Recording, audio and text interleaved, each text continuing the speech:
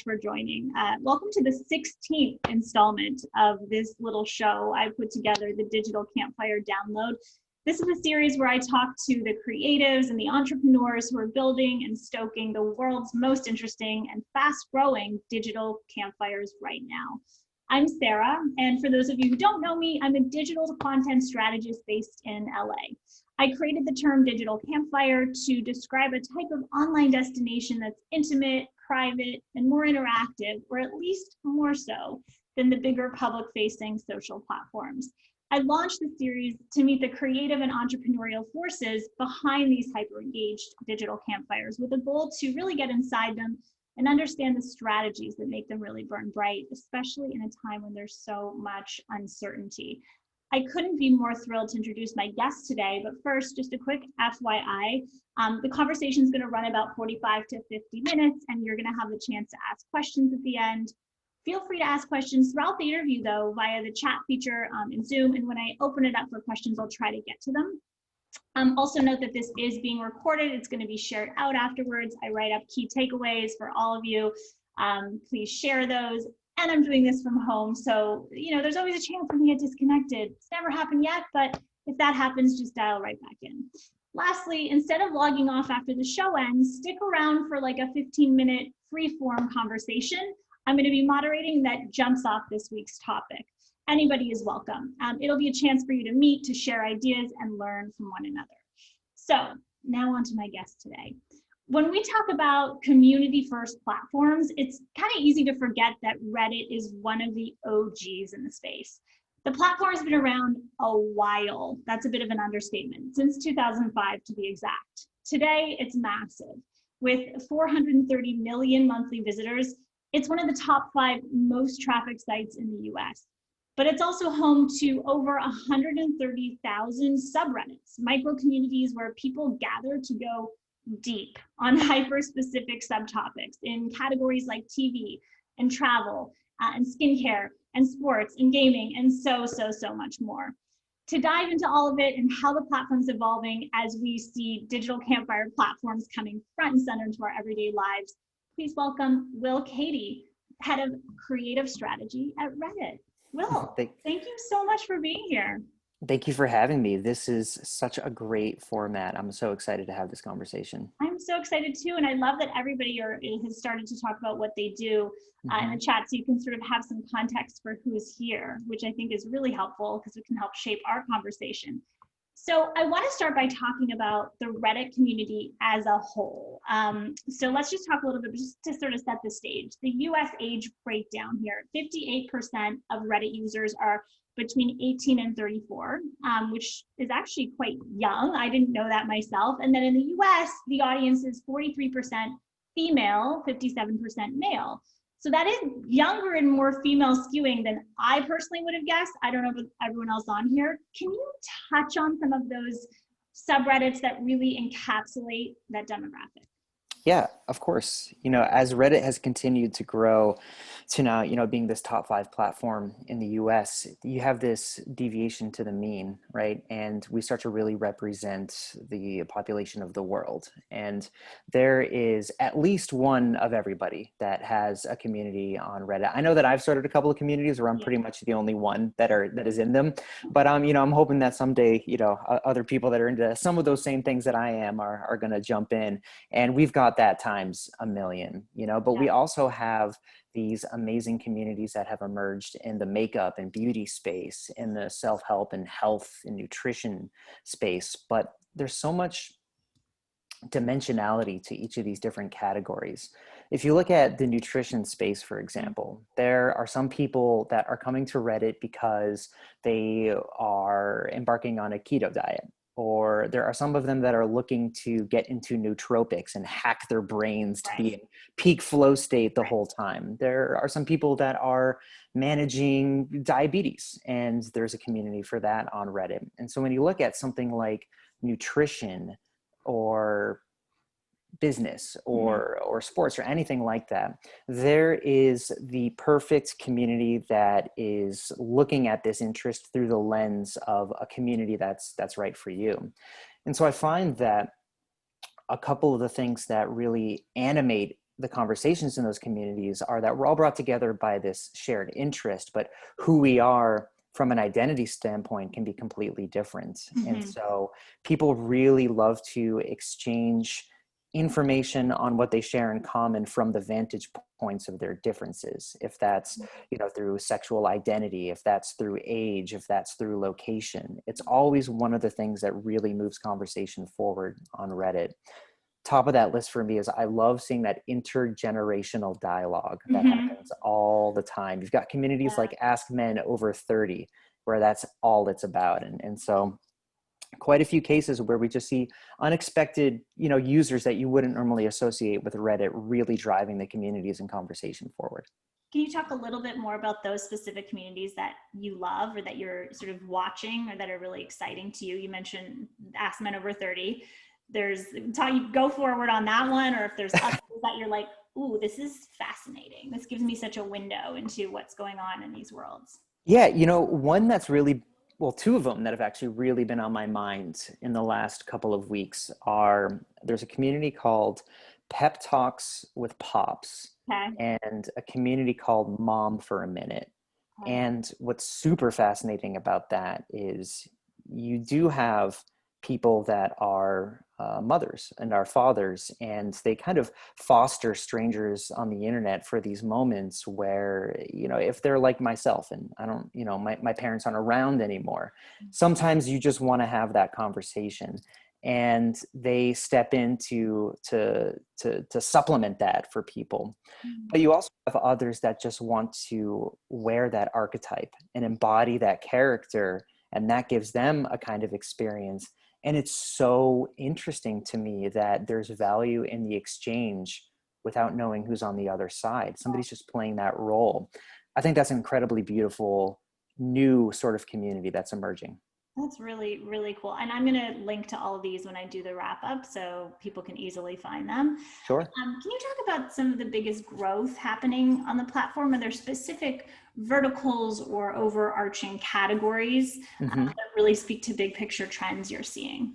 So broadly in the beauty space, we're seeing a ton of growth there. And Reddit offers an interesting way in to beauty because you can be anonymous, you can be vulnerable. So when it comes to your skincare, for example, you're able to kind of post your authentic self in a way that doesn't really belong on Instagram, because you don't have to present the most polished view of yourself. And that's become something that, we've seen in increases in the women's fashion interest groups, in subreddits like curly hair, female fashion advice, and all of these others through the pandemic, because that's become a big focal point as people are at home.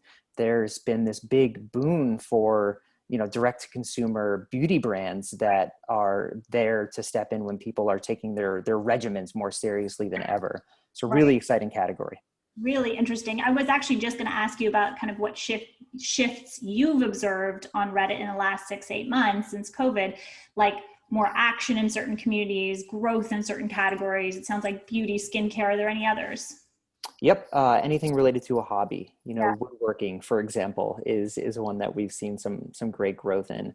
And a lot of the interior design communities have kind of propped up, but we've also had the emergence of new communities like quarantine activities, or there was the sourdough thing a few months back, right at the start. Sourdough was such a moment. So what was happening on Reddit? I feel like it's done. We're over it. Yeah. Company in sourdough. I feel like no, I'm kidding. It's probably going to come back. But yeah, was there like major discussion happening during that moment? There was, yeah. And so in 2020, we have been onboarding a marketing sciences team, and they're watching the dials constantly to see where are the growth pockets in these different communities to identify what that can tell us about broader cultural trends. And so they've been able to spot these increases in a lot of hobbyists, a lot of the people that are taking care of their personal regimens, and a lot of people that are reinventing their homes, reinventing their spaces. Yeah, so it's the categories that are popping on other platforms as well, but on Reddit, they really, go deep. I Hmm. definitely want to touch more on that listening team because I feel like that's like the super interesting part of, Yeah. all of this.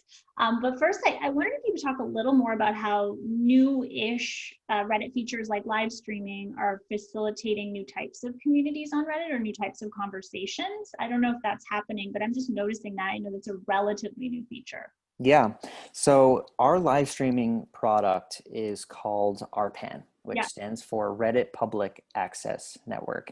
And it has all the charm of 80s and 90s public which is television. back now. Like that's the thing. Your whole aesthetic, as I was browsing this, as I was browsing Reddit again, it's totally in vogue, especially for Yeah, Gen Z. So it's like you didn't evolve design wise, kind of like Craigslist, but like doesn't matter. Anyway, doesn't matter. Doesn't matter. It's so amazing to see these cycles come around. Like, yeah, would you ever have predicted that sourdough was going to have a moment? Would you ever predict that public television was going to come back? Um, but so yeah, it has all the charm. I was browsing through Reddit the other night, as I pretty much spend all my time at this point on Reddit, yeah. and I was stopped in my tracks because there was a live stream of this new character that I'm obsessed with now. Is he's called Therapy Gecko, Okay. and it's this guy on RPAN, on Reddit Public Access Network, that sits in a chair in a full gecko costume, painted his face green, and he has a phone next to him and a phone number on top. And people call in and he asks them what they believe and he tells them that he loves them.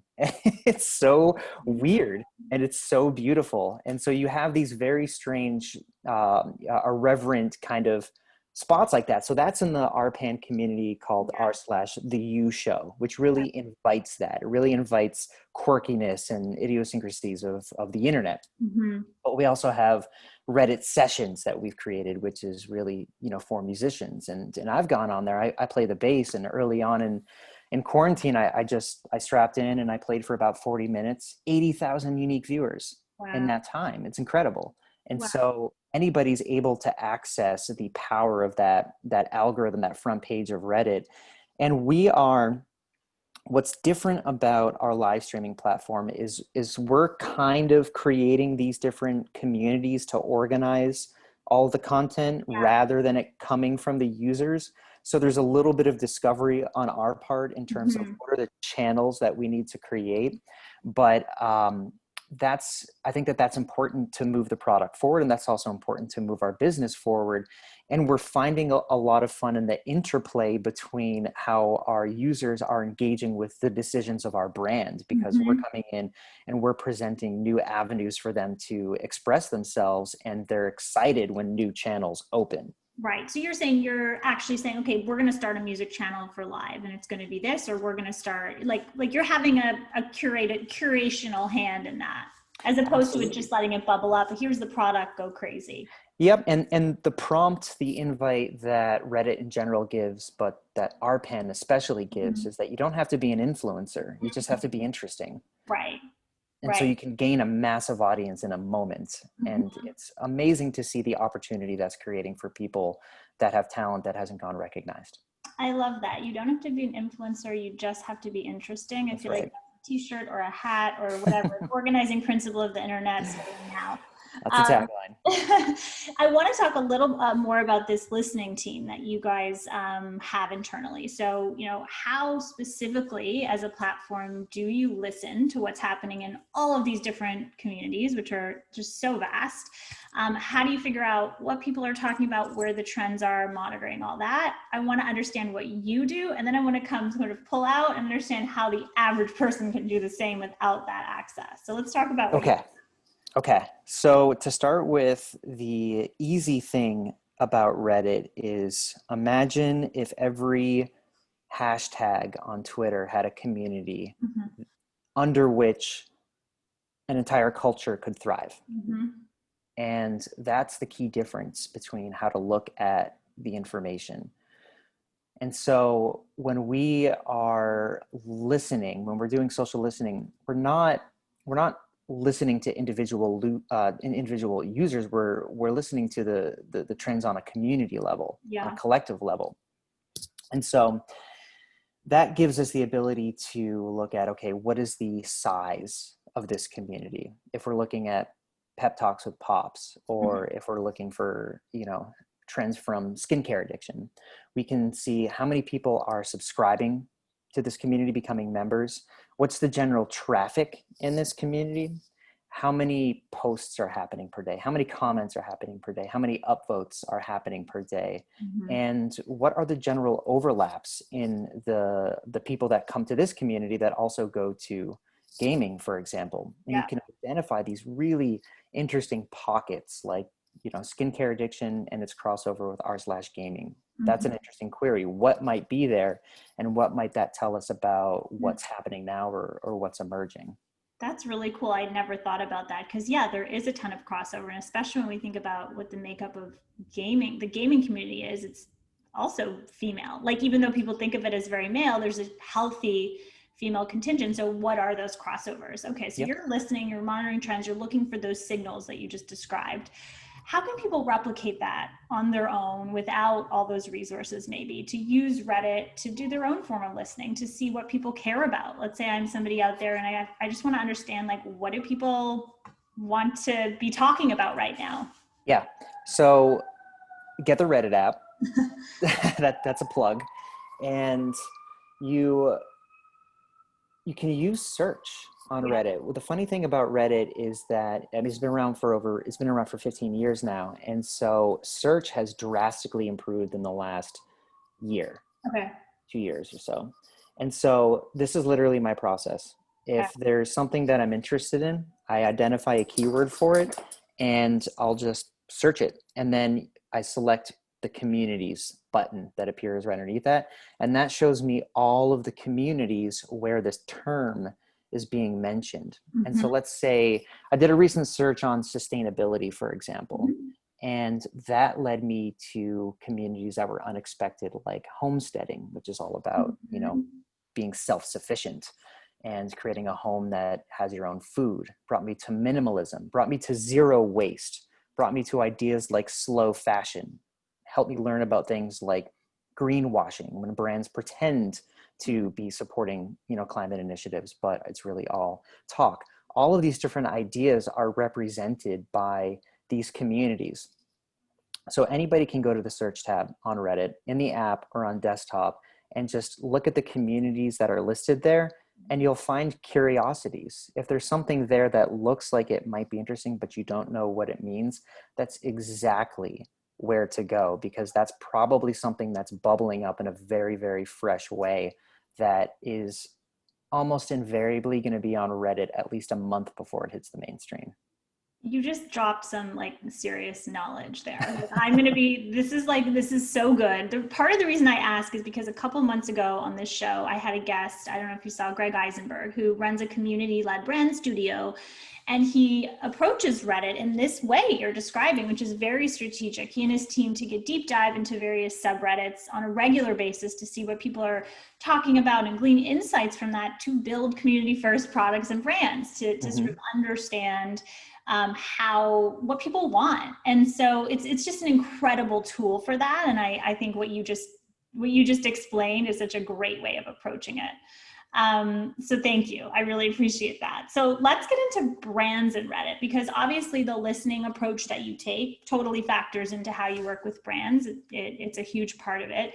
But before we get into that, can you talk a little bit about what you do specifically for Reddit, like what your role is? Because I know that titles at tech companies are always a little and always evolving too, right? Always. You're like, at least, I mean, I've heard some crazy ones. So yours actually makes sense, but a lot of people might not know what it is you do. So if you could explain. Yeah, I love the vagueness of my title. It's like, okay, does something creative and he's strategic about it. He's strategic and creative. What more could you want? Yeah. So there's a couple sides to what I do. One side is what we're doing right now, which is talking to the industry and really telling the story of what Reddit is, and where it's come from, where it's going, and how it's valuable to marketers and strategists and creatives, thinkers of all types. I love doing that. I just love telling the story of Reddit. The other side of what I do is I lead the creative strategy team, which is effectively an internal agency at Reddit that helps brands to activate. And at its most basic, it's about understanding the essence and the culture of the Reddit audience or specific audiences on Reddit. So you can just put a video in our ad units in front of that audience and have it resonate, have it be an effective campaign. At its most sophisticated, we do highly creative campaigns that give a brand entry and adoption and membership, so to speak, to an existing community, or build communities around those brands. Because this whole team, we're a blend of anthropologists and creatives and marketers. And we put that all together to figure out, okay, what is the brand DNA? What is the audience DNA? What's the moment? What's the program that we can put forward that's going to be the most exciting, that's going to yield some business results for our customer who is a brand? That is so interesting. Anthropologist beats marketer. I honestly think the best marketers are half and half. So that's You have to be. You have to be, because you have to understand behavior. So you just walked us through the various ways brands can kind of show up, from the most basic, let's call it performance marketing and banner ads, whatnot, and then to some deeper, more meaningful ways. And I'd love to get into specific campaigns, but even before that, can you talk through how brands should be thinking about showing up on Reddit, kind of at a high level? I think you had a really interesting analogy that was like a dinner party. I'd love for you to go deeper on that. Yeah, exactly. I mean, the right way to come to a dinner party is not to burst in the door and start, selling cars. That would be completely inappropriate at the Thanksgiving table.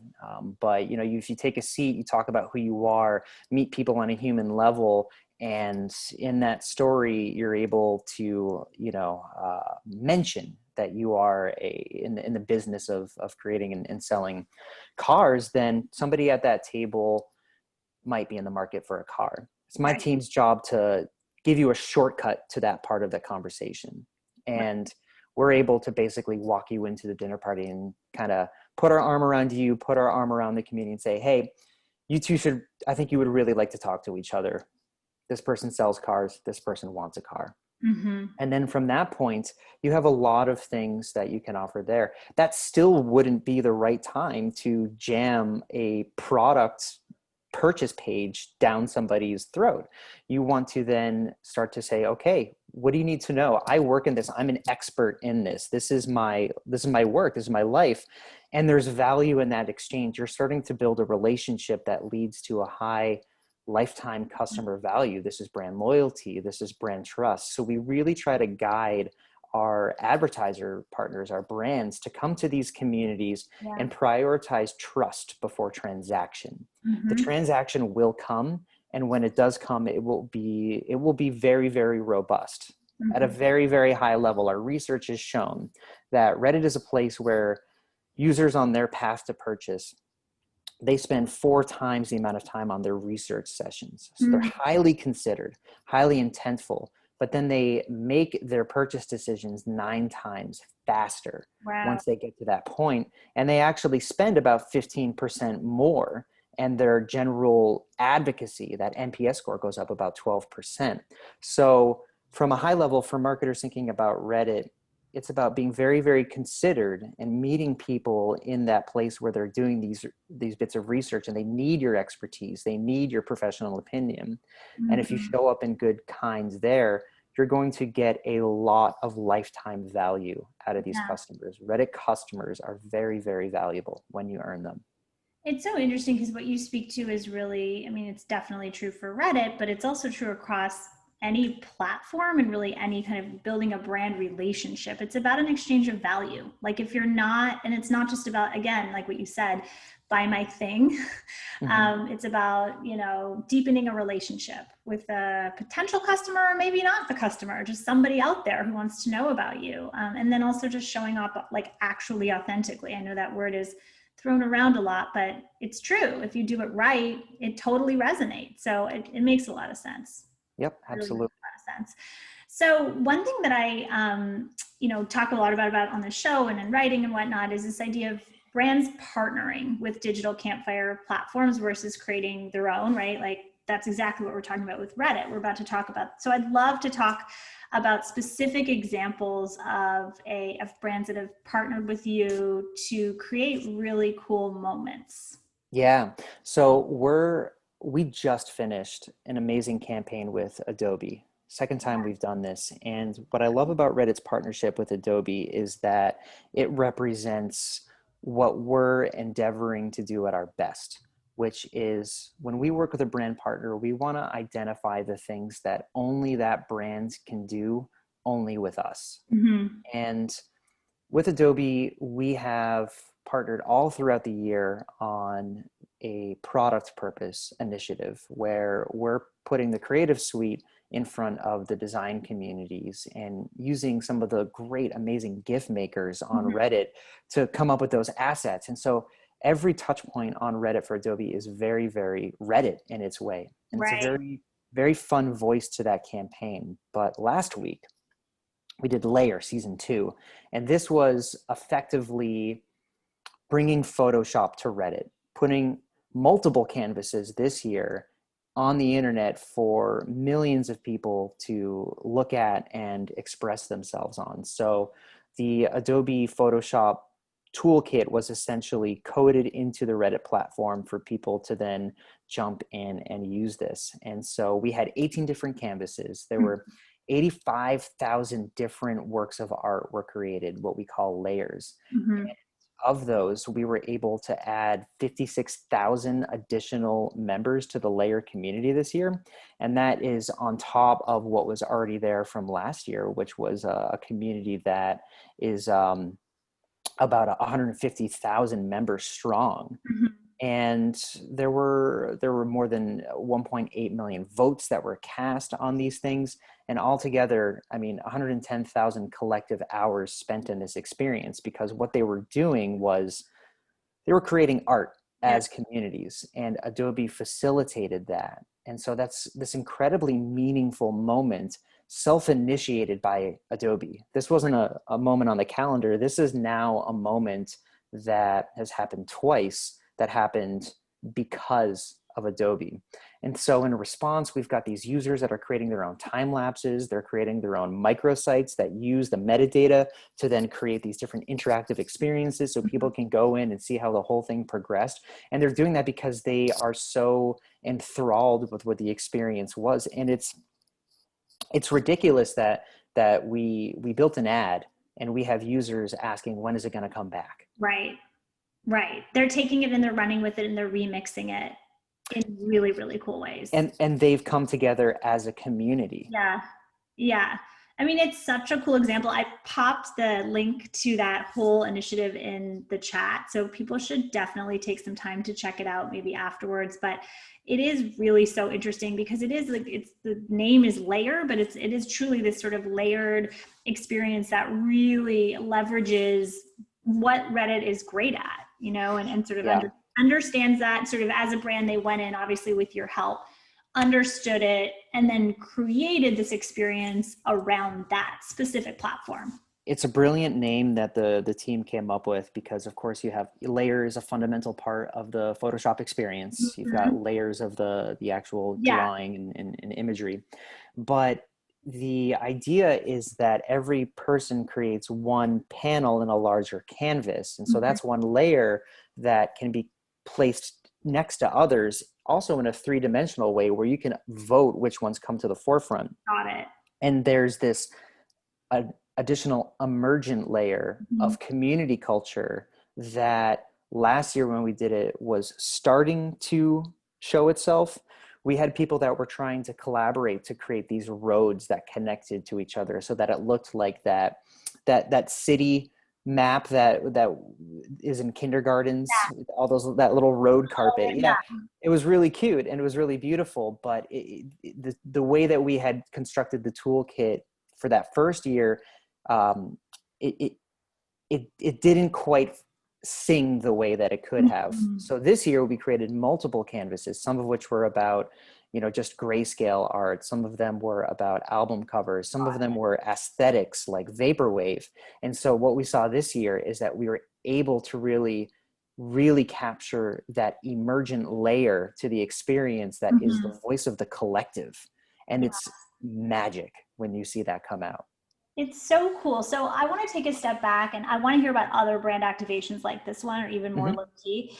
But what's the first step when a brand like Adobe comes to you? Like I know in that case you had a relationship with them because they had been doing other types of marketing on the platform, but let's say it's a new brand. They're like, you know what, we want to get into the Reddit community.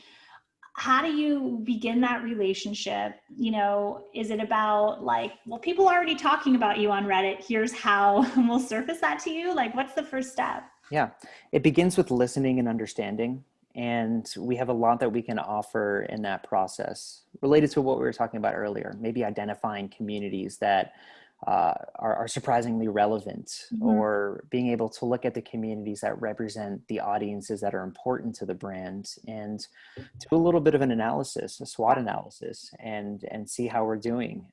You know, how is your brand versus the competitive set? What's your share of voice? What's the overall sentiment? And from that, we can begin to construct a plan. But our team has to listen as well. We have to know what's important to the marketers, and we have to make sure that we're putting together a product with, you know, proper hardworking media that's going to meet the needs of the brand. And so with Adobe, I mean, this kind of program happened on the heels of a long campaign of pure performance media. Mhm. And that was really important to establish that baseline of looking at the audiences that this brand has accessed or maybe could access, and using the ads toolkit to then start to see if we can shift those dials a little bit. Mhm. And then from there, you know, we kind of basically take a crawl, walk, run approach. Right. And I'd say Adobe is a full sprint. Yeah, But seriously. you know, generally from there, I mean, we might want to say, okay, here's a really interesting audience for you. Let's run some video ads on it. No comments, just the video ads, and let's see what the engagement is. Let's break out different audience cohorts, see if some groups are engaging with it more than others, and then let's move our budgets around and then prioritize, you know, the beachhead that we've discovered. Okay, Mhm. we've got a beachhead. Let's do something really interesting here. Let's do an AMA. Let's turn the comments on. Let's crowdsource some ideas, and it just basically develops from there. That's really cool. I'd love to hear about some other brand activations. Yeah. So the brand activations that work the best on Reddit are the ones that, you know, tap something very, very human in the Mhm. experience. That's you go into headquarters at Reddit, that's literally written on the wall in these beautiful glowing letters. Remember the human. And so I really liked what Jimmy John's did at Mhm. the beginning of quarantine, because they were very, very human about the experience that we Mhm. were all having, where they were basically like, we can't we can't get a designer right now, so we made our ad in paint. And they just kind of like doodled something. And that ended up becoming a trend with ads, is that during quarantine, other brands were making really what we would regard as low quality, low effort ad creative, but it was coming from a place of humility, a place of being very human, and co-experiencing what we're all going through in a way that was really very, very endearing. I love that one. Yeah. I And also love, yeah, that go was ahead. just what are the nuts and bolts of that so people can understand? So it was like them drawing and different going into various subreddits and Sure. posting their content. Like what was it? So the core advertising unit on Reddit is the promoted post. Mhm. And it's very similar to the ad that you see on Instagram in feed, on Twitter in feed, on Facebook in feed. It's an in feed social ad. And so the creative assets that you can use for that, you can be text only, which works very well on Reddit, or you can embed a video, or you can embed an image. And it's really, the format is you have your headline copy and then your creative. Mhm. It's your tell and your show. And the choice that Jimmy John's made was to have a little bit of fun with both, really, but by coming up with their asset for the image was just a doodle. Yeah. Yeah.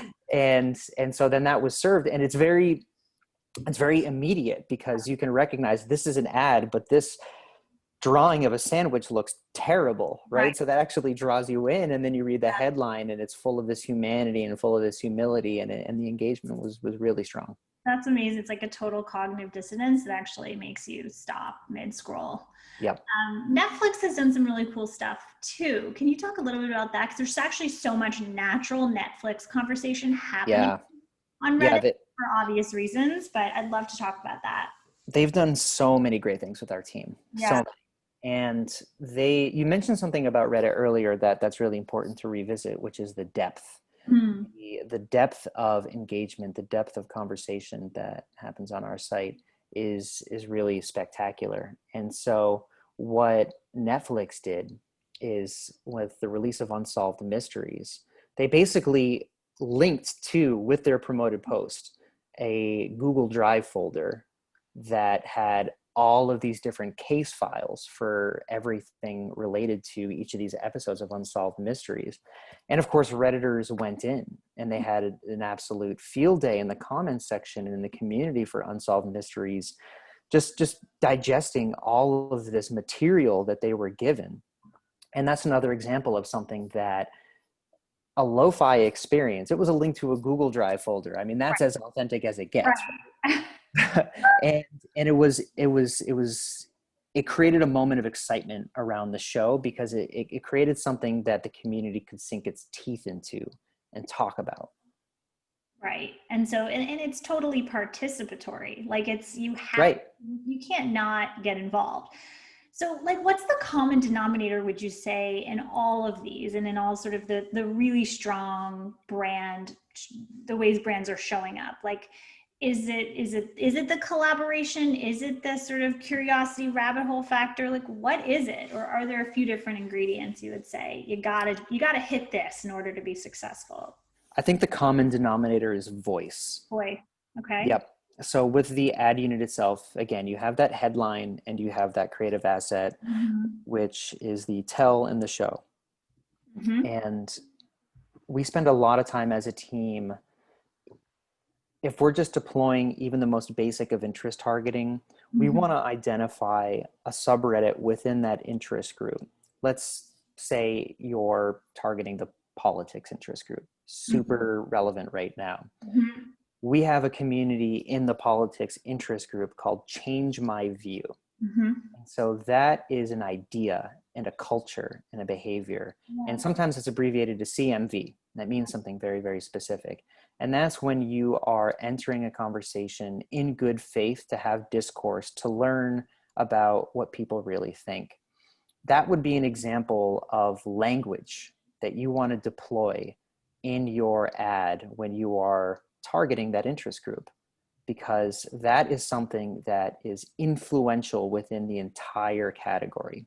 Even if it's one community within that category, that community is what I call a culture carrier. Mm-hmm. So when you are aligning your language with the culture carriers, you're tapping their influence, Yeah. even if you're distributing that ad to a broader targeting set. Mm-hmm. That's so interesting. The culture carriers. I've not heard it described that way. When you're talking about a subreddit that is political, I mean, there's huge brand safety issues, I would imagine. So I Mm-hmm. wonder how, as a brand, how as a platform, do you think about brand safety? You know, as a brand, if I go into a community, by nature, it's not a controlled environment, and that can be really scary for a brand. So how do you think Yeah. about that? You know, I think for the last 2 years, I've woken up every morning thinking about brand safety when I Yeah. brush my teeth. It's become such a huge important topic for the industry Mm-hmm. to figure out and get right. Reddit is very uniquely suited to provide a very strong brand safety experience, and it's because there's a layered aspect to Reddit. We have our site-wide platform policy that determines what kind of behavior content is appropriate for the community on the whole. But then we have the next layer, which is community level moderation. Mm-hmm. And so politics, as you said, a very, very kind of difficult space to wade into under the auspices of brand safety. The example that I gave of Change My View, any content or conversation or behavior that doesn't represent the best form of discourse is not allowed in that community at all. And there are tools that those moderators have to enforce that. So if you have the vitriol in that community that you even see from our leaders and our publications. It doesn't belong in that community. This is a place for mutual respect. That's a better environment for brands already.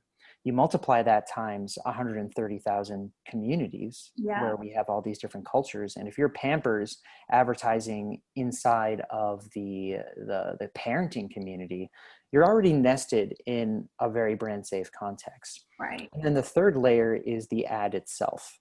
The ad itself can have no comments. So we've already protected the adjacency with those first two layers. But if you want to really have that conversation, which is what I really want to encourage, then that's an owned and operated space that you have. And you can say, nope, this is not a place for conversation. Or if it is a place for conversation, that is yours. So if you take that campaign where it's very common on social media to try to initiate conversation, and for whatever reason, somebody comes in and they say something inappropriate, you have full recourse to delete that comment and remove that user, which you can't do on other social platforms because that is your space. That is your owned and operated property. So we have the ability to turn that brand safety dial all the way up, quite literally, actually, with a partnership we've created with Oracle. But I wouldn't recommend turning it all the way up. Yeah. Because if you turn brand safety all the way up, then there's no humanity left. It's the purpose of being on the platform. Exactly. Yeah. So we very, very early on in this phase, when we're listening to what's important to the brand, that's one of the things that we listen for is how important is brand safety to you? How skittish are you? How skittish are you? Yeah. And in some cases, brands even go the other way and they want to go, as far into the wild as they can. Netflix is a great example of that because of some of their content. And, I think that brand safety it's a strategy. It's not a problem. It's a strategy. I don't quite understand. Can you explain? You want your brand safety to match the strategy of your goals as a marketer. I see. It's not something just to be worried about. It's just something to be mindful about. Right. Think about it, plan for it, figure out what reflects the values, the core values of your brand. Exactly. So I'm going to start taking questions in the chat. So if people have questions, just start popping them in. But I have a ton more myself. So you've been at Reddit since, is it 2018? 2016. 2016. Oh, your LinkedIn, I saw 2018. So great. I got to fix that. 2016. So how have you seen the platform evolve in those years since you've been there in terms of the conversations happening there? And then I guess also the brand's willingness to be there. Yeah. The quickest way to describe it is when I started, Reddit was like a Wikipedia. Right. And now it's more like a Twitter. Okay. And so it was understood by few. And when it was recognized, it was regarded as this internet utility that isn't a business. So it wasn't valued by brands at all. Now it's, very much at the forefront of brand marketers' strategies, and we're thrilled for that. Yeah. And to get there, we really had to prove out that, the product could go through transformation. We had to really begin to be able to describe what's working so well in the audience and how that's relevant to the media industry. And we've got a long way to go, but we've come a very, very long way in those last few years in terms of discovering what makes Reddit so special and building upon it. That says a lot. It's true. The last 4 years have probably been very game changing in that regard. I take it there has to also be, that you've had to build out like a data layer for brands. Like here's how your campaign performed, sort of alongside it. Is that something that you've had to also work on in the past 4 years? Absolutely. Yep. So that was really the constructing of our ad server.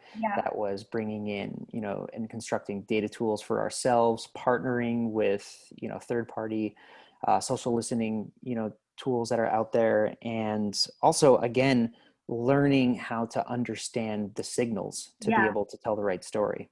Because an upvote on Reddit is not the same as a like on Twitter and a like on Facebook. There's a different weight and a different story that comes with it. It's true. There's a very different texture to that.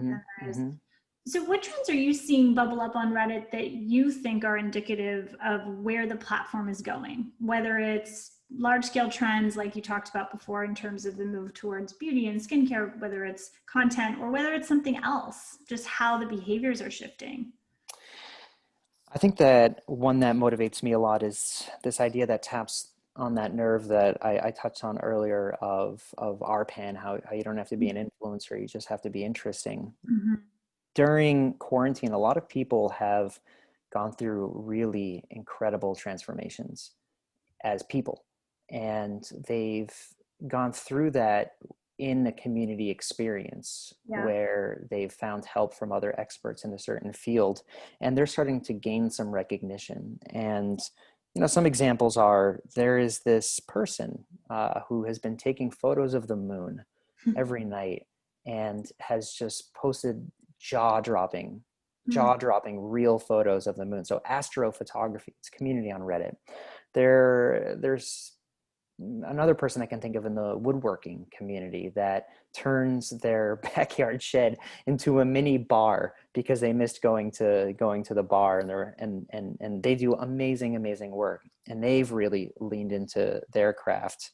And we have all of these different sophisticated influencers that are emerging on Reddit that are unlike anything that you see on other platforms, because there again is this depth to what it is that they're able to provide. So I'm hopeful that not only have these people gone through an enriching transformation for themselves as people, but that Reddit as a platform can now provide a path for them to build a career off of these transformations that they've gone through.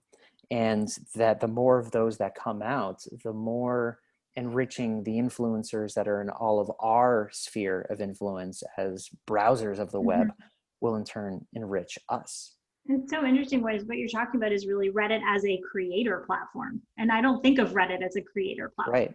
TikTok, I think of Instagram, I don't think of Reddit, but what you're saying is it's totally possible.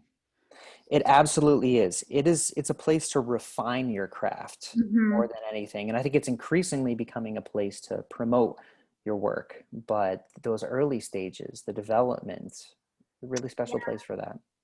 Very interesting. Please, people, ask questions if you have them. Do not be afraid.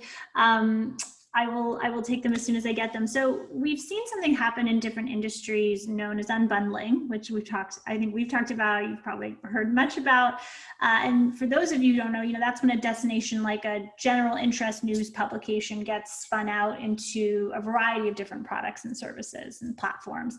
We've seen this happen in many different categories, news and travel being just two of them. And we're seeing it happen with the big social platforms, Twitter, Facebook, and to a certain extent, Reddit. And they're really being sort of spun out into standalone small communities that serve, hyper specific micro communities. So I'd love to understand how you think about that. Do you see that as a threat? Do you see that as, oh my gosh, everything's shifting? Or is that sort of like, great, we can coexist? How do you think about that? I actually think about it from the angle of not how is it all breaking apart, but how is it going to be coming back together? And I think that we are at that point where we're offshore, and there is a wave that has passed us and another giant wave that is coming. And it's based off of what I'll call the port of entry to the internet. And the first big wave in view of digital marketing as an industry was search. That the first thing that you would go, your port of entry to the internet was a search browser. You had not just Google, but you had Yahoo and Alta Vista, Metacrawler, X-Sites, all of these different search engines. And when Google got search right, the entire internet reorganized around that port of entry, because that's how people access the internet. Then that port of entry, the next big wave that came was social. And stepping into Facebook, stepping into Twitter, stepping into these social environments was the primary access point for people to information. I think that what's emerging right now is the next port of entry is based on community. And you can think about it like an operating system almost. You know, when you open your phone, what is really the environment that you want to step into first to access everything? And I include Slack in this. I include Reddit in this. I include these emerging platforms like Clubhouse in this, and these others that kind of merge them together. And when you have this kind of unbundling of these different aspects of it, as long as it's still within the environment of one platform, then I think that's kind of like the apps that emerge, or the websites and microsites that emerge. So, you know, I think Slack does a really good job with the bots that they have, that are in the plugins that they have, because there are these different microservices that are somewhat lo-fi right now, but a few years from now, you're basically going to be able to order food from something like that. Mm-hmm. And that's what we see on Reddit, that each of these different subreddits, they represent different things, different behaviors that in time will represent different services, but the primary port of entry to information in those services is Reddit. And that's what makes the opportunity huge for Yeah. Reddit. So you're saying this is always going to be a place where we have discovery of communities, and Reddit's always been a community platform, so you're well positioned to be Yeah. a portal for that. Yes. That's really cool. I think that's totally accurate. We have a question from Alice. So aside from the campaigns already discussed, do you have a favorite creative that you've worked with, or sorry, that you've worked on? Is it your favorite because of the building process pre-launch and or the outcome for the Reddit community at large when it's live, or something else entirely? I have a lot of favorites. You know, the first one that came to mind reading that question is an old one. And I think that what I like about it is because it was one of those light bulb moments for me. And so, you know, joining in Reddit in 2016, I was really an exploratory hire for ad partnerships in Los Angeles. We had no playbook at the time. And so even some of the most rudimentary campaigns back then were the seeds of entire gardens that are our business now. And one of those was a campaign with Paramount Pictures for the movie Arrival.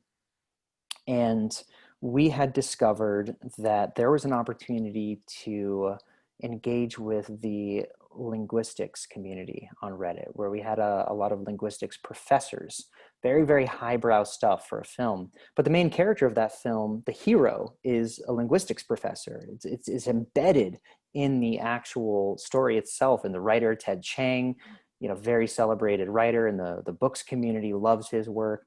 And so we built the campaign off of this very, very niche audience. And I was really, really gratified to be doing a marketing campaign for a film that was for smart people, you know, that didn't kind of descend a sophisticated film down to the lowest common denominator, but raised the lowest common denominator up into the wonder and beauty of what this sophisticated, highly intelligent character delivers on screen. Mm-hmm. That's really cool. And that was what year? Do you remember? Oh my, It was a while ago. Like it was either 2016 or okay. 2017. Okay. Yeah. It was right when you joined. Okay. Yep. Very And cool. and Yeah. and that became the formula for identifying that surprising pocket, and then starting your campaign there, and then lifting it to a wider audience. Very cool. Well, if anyone else has other questions, I'll probably wrap this soon. But Will, is there anything that I've sort of touched on a thread of that we haven't had a chance to get into that you're interested in making sure that we go deeper on? I think that I'll just take a moment to talk about, you know, what I consider to be the pillars of a community strategy. Yeah, please. Yes. Yeah. So for understanding community, I see three pillars. One pillar is language, and Mhm. that's the vernacular that we use in the marketing industry. We are so guilty of so much vernacular. I have to learn new acronyms Yeah, every week, totally. you It's the know. worst. I try to stay away from it. I'm just like, hey, what was that? Come again? But what that does is that establishes our membership to the community. Mhm. If you know what a KPI is, you're Right. a business professional. If you don't, then you're not in. And that's one of the functions that it performs. Right. But I also include memes in that. Memes are very, very much a language. Symbols and badges, very, very much a language. Mm-hmm.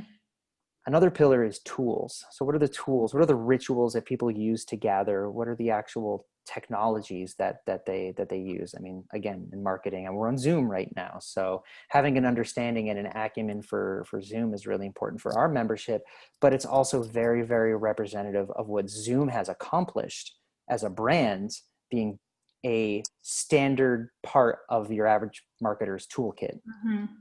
That's a win from community marketing standpoint. And then the third one is experiences. Mm-hmm. That's moments that become memories. And when we talk about brand safety, that is a trend. That is something that, in order for me to be a participant in the marketing community, I must have an opinion on this experience that we're going in.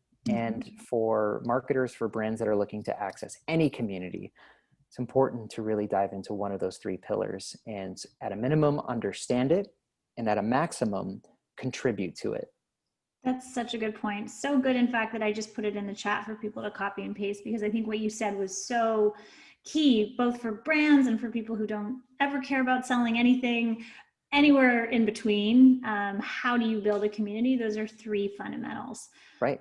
Will, thank you so, so much. We're at the top of the hour. I'm so thrilled you could join. This was such an interesting conversation. It helped open up my thinking for sure. I know for people who joined.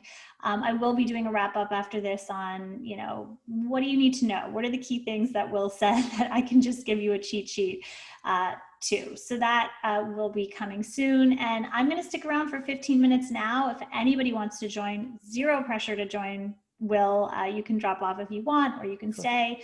But I'm so grateful that you could come here today. And for anyone who is going to drop off, thank you so, so much for joining. This was a fascinating conversation. I really, really enjoyed it. Thank you. Thank you for having me. Awesome. Thanks, Will. Okay.